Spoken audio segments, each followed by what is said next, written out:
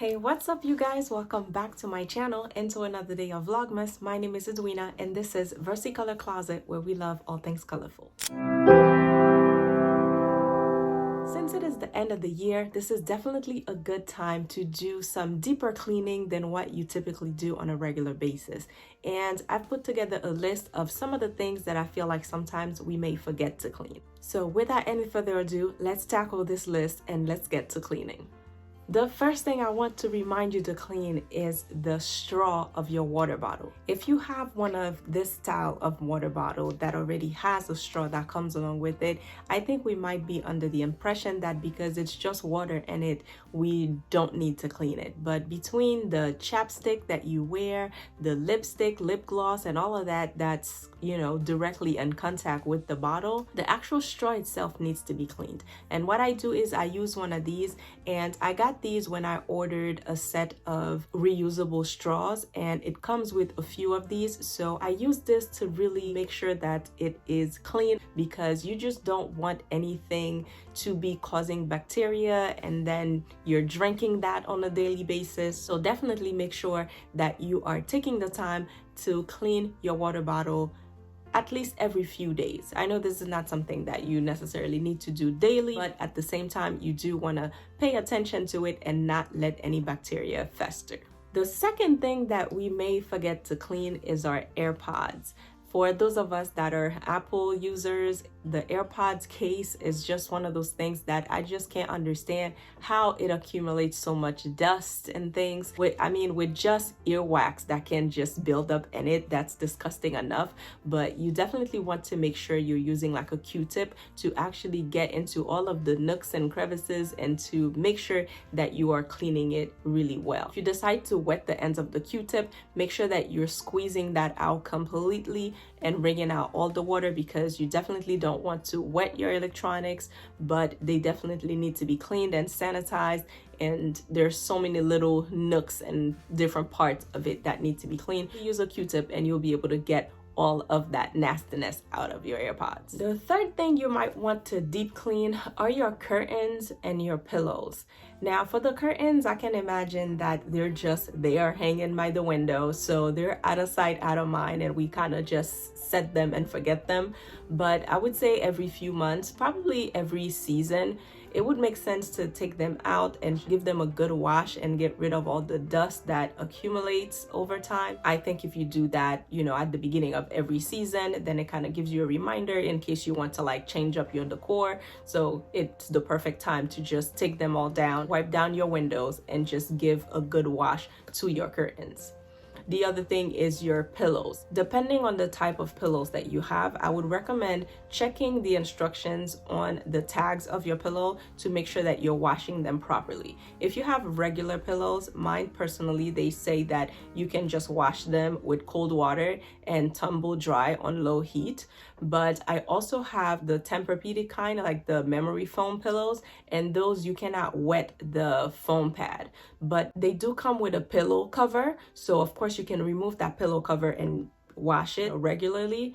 But when it comes to the regular pillows, not only do you want to wash your pillowcase, you want to make sure that you are washing your actual pillows. Sometimes they end up turning yellow with all of the sweat, the bacteria on our faces, all of the skincare products that we use, all of the grease that's coming from our hair. There's just so much stuff that goes on your pillows. So definitely use a pillow cover before you even put your pillowcase on. I think that at least creates a barrier between your pillowcase and the pillow itself, because you're not washing them on a weekly basis. Obviously, you want to make sure that you're protecting them so that they don't get super dirty. But at some point, I would say maybe like every couple months or so, it definitely makes sense to wash your actual pillows to make sure that you're not creating an environment for bacteria to be growing. And especially if you pay attention to your skin and you're doing an extensive nighttime skincare routine, then it makes no sense to be laying down on dirty pillowcases or to not use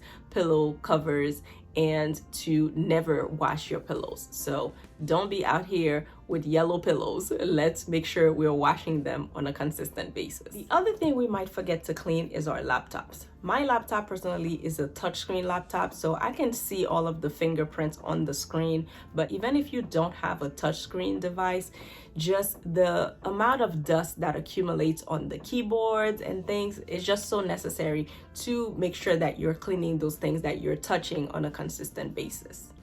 You can clean your keyboards with a keyboard air duster, and you can wipe down your screen with like a microfiber cloth. When it comes to electronics, you want to make sure that you're not wetting them, so be gentle and use like gentle fabrics when you're wiping them down. Make sure that you're not using those really harsh like Clorox wipes. I actually made the mistake of using one of those on like my work computer screen, and I could see that it left like some residue behind. So don't use anything that has like harsh chemicals on your computer screen. Use something that's really gentle, but make sure that you're wiping them down consistently. Next up are makeup brushes. I feel like when it comes to makeup brushes, it's not that we forget to clean them. I think out of laziness, we tend to just go a lot longer in between washes than we should. When it comes to like the beauty blenders that I use against my face directly, I only use them once. Every time I have to use them, they have to be wet. So I use a bar soap that's unscented, and I would just wash them completely to make sure all of the makeup from the previous use is completely out of it before I use it again. And when it comes to my brushes, I feel like they're easier to clean than we think. You don't have to make a big event out of it. I recommend using dish soap because dish soap is really good to pull out all of the excess oils and things. And a lot of the makeup products we use, they do have oils in them. So sometimes if there's a lot of buildup in my brushes, then I would use an oil to like help dissolve the makeup. Then I would put the brushes to soak for a little bit in a disposable cup with the dish soap in it. And then I would use one of these. They are basically brush cleansing pads. They come in so many different shapes. I have this and I have like a bigger one. And what I like about these, they actually can stick to the sink. So you can just leave them there and then you're rubbing all of the brushes against the pad. These are super affordable, and I think they do such a great job of giving you like a surface with ridges that helps, you know, to pull out all of the dirt. So definitely make it a habit to clean your makeup brushes consistently, because again, you don't want any bacteria to be festering on the brush head and then you're applying that to your face. Another thing we tend to forget about in our cleaning process is our headboards.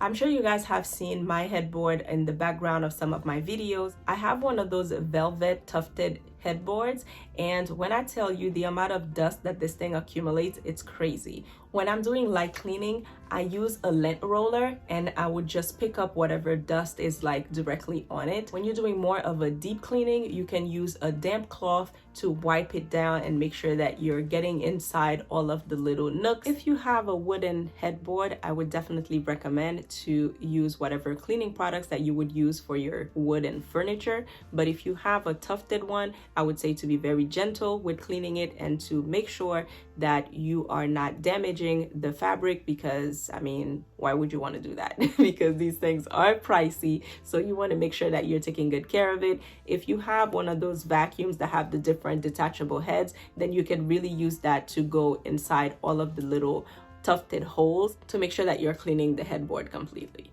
Another thing we tend to forget are doorknobs and the light switches, especially nowadays that, you know, there's COVID out here. We want to make sure that we're sanitizing a lot of those things that we are touching on a daily basis. And I think a light switch specifically is one of those that we forget about. But I would say on a weekly basis or so, or whenever you're doing your spot cleaning, it's really such a quick and easy thing to use like a disinfectant and to just wipe down your doorknobs and your light switch plate. Another thing we tend to forget are shower heads. I could not believe how much like buildup, you know, gets on the shower head. And I think sometimes we might clean the tub and we might even, you know, we'll clean the walls of the bathroom, but then we'll forget about the shower head. I actually use these thin eraser sheets.